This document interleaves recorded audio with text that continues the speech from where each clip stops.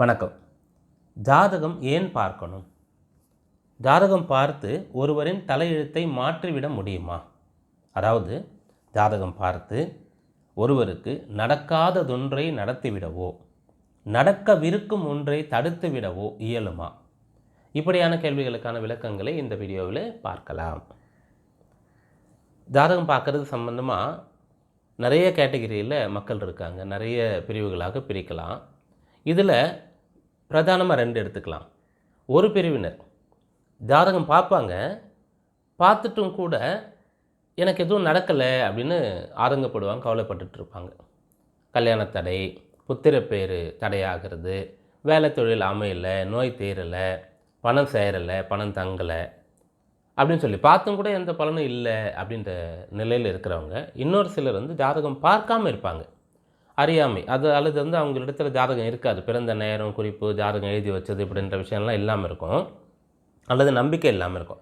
இவங்க ஏதாவது ஒரு கஷ்டத்திற்கு நஷ்டத்திற்கு பிறகு எல்லாரும் உனக்கு இப்போ டைம் போல் இருக்குது, டைம் சரியில்லாமல் இருக்குது, நீ இதை பண்ணியிருக்கக்கூடாது, முதலே பார்த்து தெரிஞ்சிட்ருக்கணும் அப்படின்னு சொல்லும்போது, அடடா நான் பார்க்காம போயிட்டேனே, பார்த்துருந்தா இந்த நிலைக்கு நான் ஆளாயிருக்க மாட்டேனே, இந்த கஷ்டத்திற்கு இந்த நஷ்டத்திற்கு நான் இப்போது ஆளாகாமல் இருந்திருப்பேனே, இந்த இழப்பை தவிர்த்திருப்பேனே அப்படின்னு புலம்பக்கூடிய ஆதங்கப்படக்கூடியவர்கள் இருக்காங்க. அப்போ இது முரண்பாடாக இருக்குது. ஜாதகம் பார்த்தும் கூட எதுவும் நடக்கலை, பார்க்காததுனால்தான் இந்த பிரச்சனை, பார்த்துருந்தா சரியாயிடும் அப்படின்னு சொல்கிறாங்க இல்லையா? இதை நம்ம சரியாக புரிஞ்சுக்கிட்டோம் சொன்னாலே ஜாதகம் என்ன சொல்லுது, ஜாதகம் பார்த்தா என்ன பண்ண முடியும், என்ன பண்ண முடியாது, ஏன் பார்க்கணுன்ற கேள்விகளுக்கு விடை கிடச்சிடும். அதுக்கு நம்ம ஒரு உதாரணத்தை எடுத்துக்கணும்.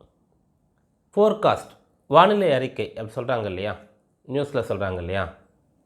என்ன சொல்கிறாங்கன்னா, இப்போ இன்றைக்கு வானம் மேகமூட்டத்துடன் இருக்கும், இன்றைக்கு மழை வரும், இன்றைக்கு கனமழை வரும், இன்றைக்கு புயல் காற்று வீசும், சூறாவளி ஏற்படும், நிலநடுக்கம் வரப்போகின்றது அப்படின்ட்டுலாம் சொல்கிறாங்க இல்லையா?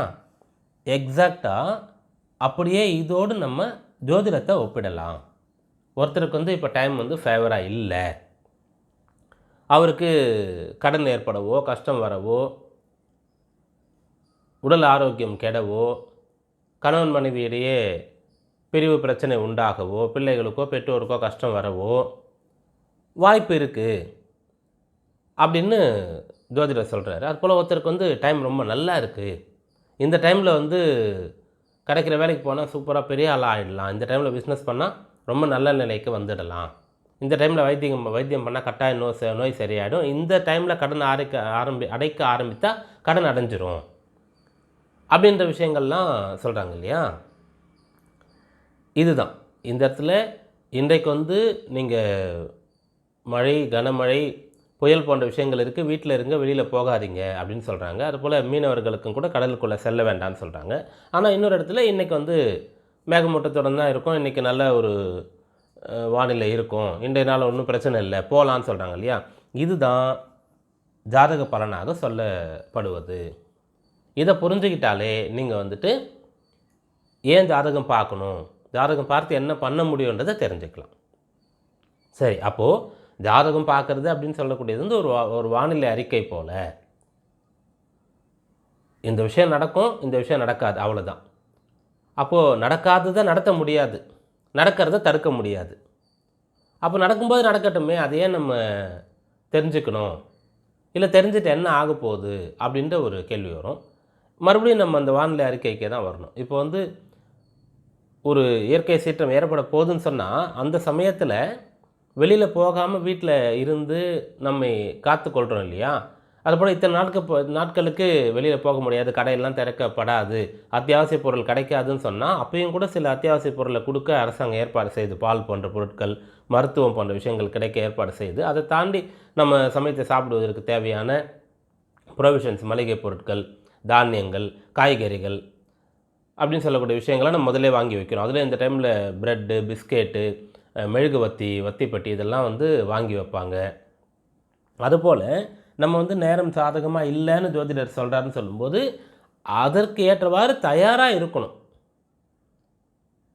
இந்த பேரிடர் காலத்தில் என்ன ஏற்பாடுகள்லாம் செய்கிறோமோ அதுபோல் எந்த மாதிரியான பிரச்சனை வரும், எது இப்போ சாதகமாக இல்லை அப்படின்றத ஜோதிடர் சொல்லுவார். அதை கேட்டுட்டு அதுக்கேற்றவாறு நம்ம முன்னேற்பாடு செய்து தயார்படுத்தி கொண்டா, கட்டுப்பாடாக இருந்தால், கவனத்தோடு இருந்தால் பெரிய பிரச்சனையை வந்து நம்ம குறைத்து கொள்ளலாம். அதை தடுத்து நிறுத்த முடியலன்னு சொன்னாலும் கூட தலைக்கு வந்தது தலைப்பாகியோடு போனதுன்ற அளவுக்கு நம்ம பண்ணிக்கலாம். அதே போல் ஜாதகம் பார்க்கும்போது என்னென்ன விஷயங்களை செய்யும்போது இந்த காரியம் நடக்கும் அப்படின்னும் ஜோதிடர் சொல்லுவார். அதை செய்தால் அது நடக்கும். அது வந்து எந்த அளவுக்கு நம்ம செய்கிறோம், நம்பிக்கையாக செய்யணும், ஆத்மார்த்தமாக செய்யணும், முறைப்படி செய்யணும், சரியான நேரத்தில் சரியான இடத்துல அதை வந்து நம்ம சரியான நபர் மூலமாக செய்யணும் அந்த பரிகாரங்களை. அப்போ அது வந்து பலன் தரும். இதுவும் கூட இதுதான். அதாவது இப்போது ஒரு வானிலை அறிக்கை சொல்லப்படுது. ஒரு முறை என்ன சொல்கிறாங்கன்னா, சென்னையில் வந்து பெரிய அளவிற்கு கனமழை, வெள்ளம், புயல் அப்படின்னு சொல்லக்கூடிய இயற்கை சீற்றங்கள் இருக்குது, கவனமாக இருங்கன்னு சொல்கிறாங்க.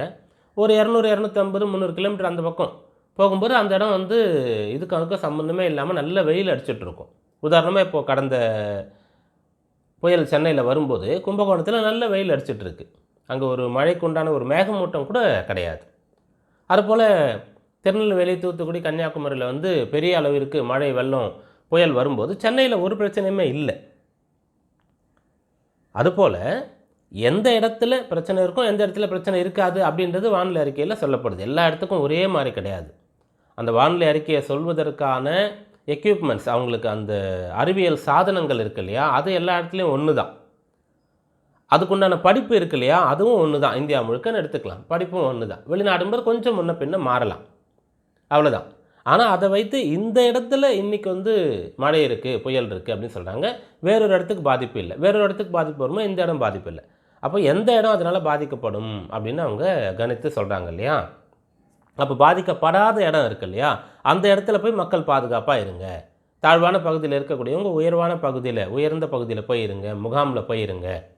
அல்லது சொந்தக்காரங்க வந்து இது போல் வேறு இடத்துல இருந்தால் முன்னாடியே நீங்கள் அங்கே போயிருங்க அப்படின்னு சொல்கிறாங்க இல்லையா. அதை போல் பரிகாரங்களை வந்து நம்ம எடுத்துக்கணும்.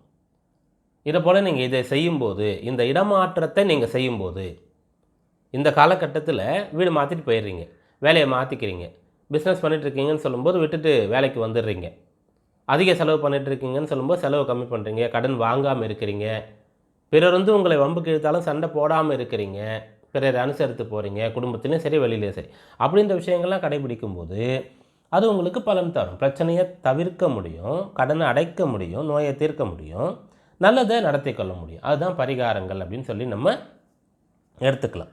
இது இந்த இடத்துலையும் கூட ஒரு புரிதல் இருக்கணும். அதாவது ஒரு கைராசியான ஒரு டாக்டர், அவர் வந்து ஆஸ்திரேலியா, அமெரிக்காலாம் போய் படிச்சுட்டு வந்திருக்கார். அவரிடத்துல வந்து அப்பாயின்மெண்ட் வாங்கி அதிகமான ஃபீஸ் அவருக்கு கொடுத்து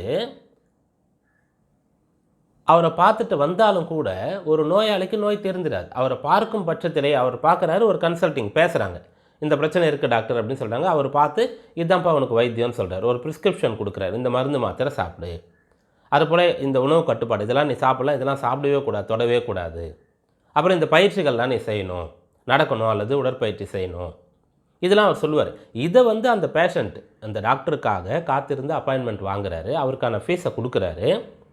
இதை செய்யக்கூடிய அந்த பேஷண்ட்டு டாக்டர் சொல்லக்கூடிய இந்த விஷயங்கள்லாம் செய்தார்னா அவருக்கு நோய் தீரும், நோய் வந்து அதிகமாகாமல் இருக்கும், நோய் வராமல் தடுக்கவும் முடியும். அவர் முதல்ல வந்து ஜென்ரல் செக்கப்லாம் பண்ணி பார்த்துக்கிட்டார் அப்படின்னு சொன்னார். ஆனால் அவரை பார்த்த மாத்திரத்திலே சரியாயிடாது. இதை சில பேர் வந்து நான் போய் ஜாதகம் பார்த்துட்டேன் ஆனாலும் ஒன்றும் நடக்கலை அப்படின்ற மாதிரி சொல்லக்கூடியவர்களும் இருக்காங்க. பார்த்து அவங்க சொன்னது இந்த கோயிலுக்கு போ, இந்த விரதம் இரு, இந்த பூஜை பண்ணு அப்படின்னு சொல்லக்கூடியதை செய்யணும், நம்பிக்கையாக செய்யணும், எவ்வளோ காலம் செய்யணும், எப்படி செய்யணும்னு சொல்கிறாரோ அதுபோல் தொடர்ச்சியாக செய்யணும். அப்போ தான் அது சரியாகுமே தவிர மருத்துவரை பார்த்த மாத்திரத்திலேயே அவர் கைராசியான வெளிநாட்டில் போய் படித்த நிறைய எக்ஸ்பீரியன்ஸ் வச்சுருக்கக்கூடிய டாக்டராக இருந்தாலும் கூட அவர் பார்த்தே நோயால் குணப்படுத்த முடியாது. அதுபோல் இந்த ஜோதிடத்தை எடுத்துக்கொண்டால் கட்டாயம் இது வந்து பார்க்கக்கூடியவர்களுக்கு பலன் தரும். அதுபோல் பார்க்க முடியாமல் அதில் ஆர்வம் நம்பிக்கை இல்லாத இருக்கக்கூடியவர்களுக்கு இந்த விளக்கங்கள்லாம் சொல்லும்போது அதில் ஈடுபாடு வரும். இதெல்லாம் இருக்குது, ஆர்வம் இருக்குது, நம்பிக்கை இருக்குது, ஆனால் எப்படி பார்க்குறது, எனக்கு நேரம் இல்லை, எனக்கு ஜாதகம் இல்லைன்னா அதுக்கும் வழி இருக்குது. ஜோதிடர் அன்றைக்கி வந்து பார்க்கும்போது ஜாதக குறிப்பு இல்லை, நோட் இல்லை, பிறந்த நேரம் தெரியலன்னு சொன்னாலும் பார்த்து பலன் சொல்வதற்கு பலவிதமான வழிமுறைகள் இருக்குது, அதை பயன்படுத்திக்கலாம். அதுபோல் இந்த ஜோதிடத்தில் பரிகாரங்கள்னு சொல்லக்கூடியது ஒருத்தர் வந்து அவருடைய நிலைக்கு ஏற்றவாறு செய்யும்படியாக நிறைய வழியில் இருக்குது. பொன் வைக்கிற இடத்துல பூ வை அப்படின்னு சொல்கிற மாதிரியான விஷயங்கள் இருக்குது. எளிமையான பரிகாரங்கள்லேருந்து பிரம்மாண்டமான பரிகாரங்கள் வரைக்கும் இருக்குது. ஒருத்தர் வந்து ஸ்லோகங்களை சொன்னாலே, இறை நாமாவளிகளை சொன்னாலே போதுமானது, அமர்ந்து தியானம் பண்ணாலே போதுமானது, விளக்கேற்றினாலே போதுமானது. அதை தாண்டி விரதம் இருக்கிறது, கோயிலுக்கு போயிட்டு வர்றது, தீர்த்தங்களில் போய் ஸ்நானம் பண்ணிட்டு வர்றது, பூஜைகள் ஏற்பாடு செய்வது, ஹோமங்கள் யாகங்கள் செய்வது, நவரத்தினங்களை அணிந்து கொள்வது, எந்திரங்களை வைத்து பூஜை செய்வது, விசேஷமாக தானங்களை கொடுப்பது,